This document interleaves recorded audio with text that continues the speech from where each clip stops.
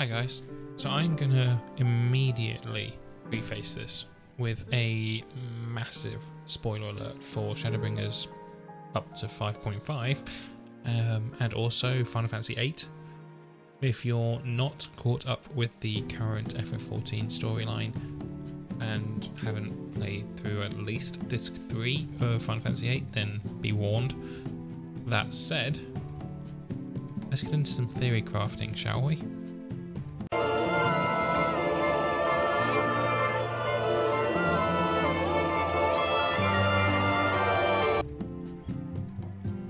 So we're going to start off with probably the most likely of these theories, one that I'm pretty certain, like maybe 99% certain, is going to happen, and that's the fact that if you've seen the Endwalker poster, which should be on your screen now, there is a lady at the top who we have not met yet.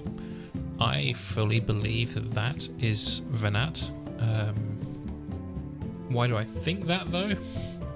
Well, that's what we're here to discuss, isn't it? So, to start with, obviously she has a white cloak, as you can see right now, and she also has a white mask, which is very similar to Elizabeth's. On top of that, there was someone on Twitter, and unfortunately I can't find the tweet again now, so I can't credit them, but there was someone on Twitter who noted that she has a reversed position. Well, she's in the reversed pose that both Minfilia and Reen do, that, like, standing with your arm like that. So the fact that it's like a mirrored version of them is quite significant in a way, because if you consider how close those two are to Heidelin, the fact that she's doing that same pose and she's got the white mask and the white outfit similar to Elidibus kind of makes me feel like she's the heart of Heidelin. The second one that we're going to look at is the Lunar Cry. So credit for this one goes to the wonderful MoodyMoomba. You can go follow her on Twitch, there was a link in the description below. Moody noticed quite a strong similarity between the Lunar Cry of Final Fantasy VIII and then also the moon in the Endwalker logo, both of which you should be seeing right now anyway. In short, Moody and I discussed a theory that basically the Lunar Cry may have happened to the original world, the world of the ancients, the world of the Ascians come from, potentially kicking off the final days. The other possibility of that is that the Lunar Cry could happen either before or during Endwalker, because obviously Daniel wants to bring about the end of days, the final days. So the Lunar Cry could be the tool to get that started, if that makes sense. It would also kind of explain why everything is on flames, like on fire and in flames, that in the trailer. So kind of could work, but it also leads me nicely onto the next one too. The Lunatic Pandora in Final Fantasy VIII was a giant floating tower-like structure that was used as a beacon to activate and kind of target the Lunar Cry, and where the Lunar Cry would eventually come down onto, well, is it Gaia in 8? I can't remember, but the world, basically. It was effectively a weapon that would cause monsters to rain down from the moon all over the planet, but starting at that point where the Lunatic Pandora is, effectively creating a cataclysmic event, and that would be not unlike the final days, again, which Daniel is trying to recreate. So, theory in my mind is, what if all those towers that we're seeing around, or even maybe just the main one that they're building in Garlemald, what if those are the FF14 versions of the Lunatic Pandora? Another interesting thing that myself and MoodyMoomba were talking about, in the showcase of the actual moon areas of the game that they had in the FanFest, both of us noticed that there is a spaceship, a crashed spaceship, in one shot. In Final Fantasy VIII, there is a spaceship called the Ragnarok. The Ragnarok has been drifting out in space, all contact lost with it ever since it was basically overrun and taken control of by weird alien monsters.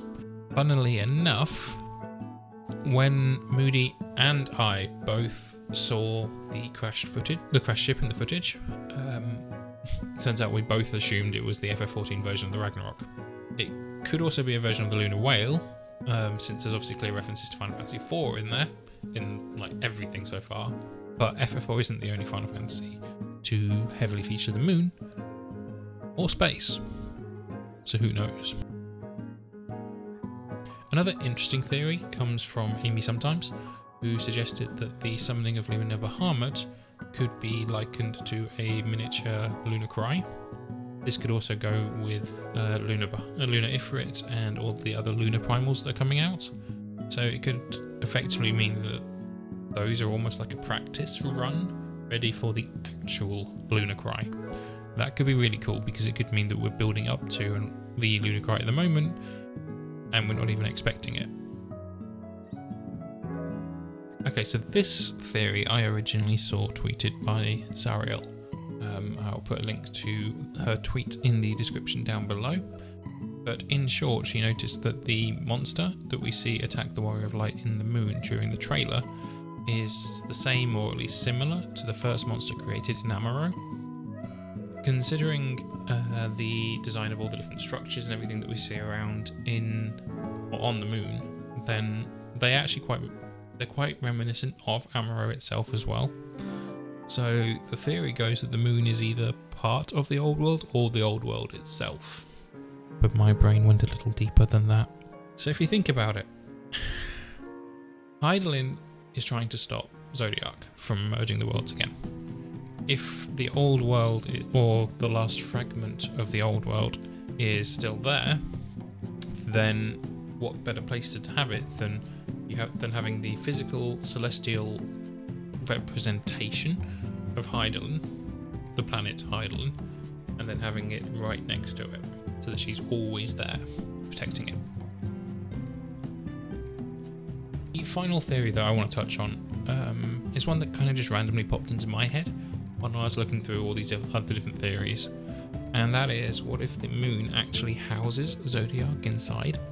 Like, what if right in the core of that moon is Zodiark? What if the major plot points, or at least one of them, for Endwalker is as follows. Bandaniel created the towers as a way to act as multiple Lunar Cries, with a plan to recreate the Lunar Cry to come down and basically create the final days similar to the old world. That would mean the Lunar Cry would happen pretty early on, or before Endwalker. From there, maybe we potentially discover that it's coming from the moon, and we need to go up there, so we get on the Ragnarok and we fly up to the moon to try and find the cause of it, and to stop the transfer of the monsters through the Lunar Cry, crashing along the way, since, let's be honest, space travel isn't really something our team of Scions is really particularly knowledgeable about. Or maybe the Lunar Cry opens up a section of the moon, acting as a sort of target point for us to fly the Ragnarok to, where Zodiark is, and we get a final face-off between us and Zodiark with Venat at our side. Of course, this is all wild speculation at the moment, but a lot of it kind of makes sense, at least some of it does, don't you think? Either way, we'll know the truth when Endwalker releases in November. Until then, I'm going to keep speculating though, and I'm going to keep enjoying FF14. But let me know in the comments what you think about these ideas, and any theories that you've come up with so far. I'd love to hear them. Or indeed, if you want to actually come and chat about these theories, you can always come and see my streams live on Twitch and chat directly to me at the time. You'll find a link in the description below. If you liked that video, there's a whole bunch more over on the right, so why not have a gander? Just one click, you can go and see what they are. And while you're at it, why not click subscribe so you don't miss any of my future videos? Until then, all that's left for me to say, as always, is bye.